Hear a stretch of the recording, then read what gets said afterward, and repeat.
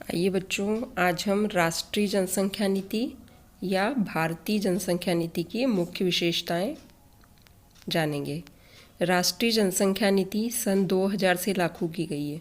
इसके पूर्व में यह नीति लागू नहीं थी। इसकी प्रमुख विशेषताओं के बारे में जानते हैं, जो इस प्रकार है।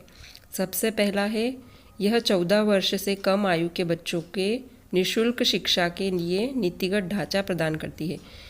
जनसंख्या नीति जो थी 2000 से लागू की गई, उसमें उसके बाद ही 14 साल से छोटे बच्चे मतलब कक्षा 8वीं तक के बच्चों को निःशुल्क शिक्षा प्रदान की गई, जिनको किताबें भी स्कूल से मिलती है, गणवेश के पैसे भी स्कूल से मिलते हैं, मध्याह्न भोजन भी स्कूल से मिलता है, उनका किसी भी तरह की फ़ीस नहीं ली जाती है।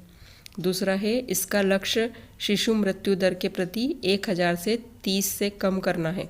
और इस नीति में जो शिशु की मृत्यु दर थी उसे 1000 में से 30 बच्चे मर जाते थे, उन्हें कम करना है और उसमें यह सफलता भी प्राप्त की है।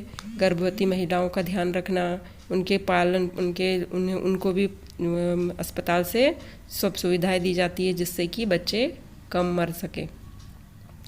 तीसरा है, इसका उद्देश्य व्यापक स्तर पर टीकारोधी बीमारियों से बच्चों को छुटकारा दिलाना है।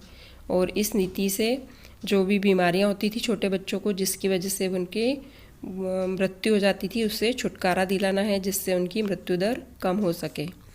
चौथा है, यह लड़कियों की शादी की उम्र को बढ़ाने के लिए भी प्रोत्साहित करती है यह नीति।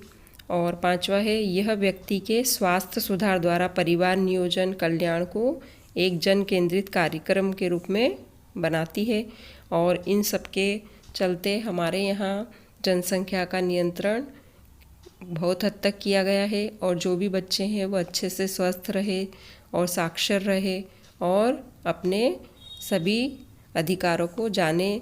इसके लिए राष्ट्रीय जनसंख्या नीति बहुत ही महत्वपूर्ण स्थान रखती है, और जो पढ़ेगा वही इस नीति को जानेगा। इसलिए अच्छे से पढ़ो और आगे बढ़ो। धन्यवाद।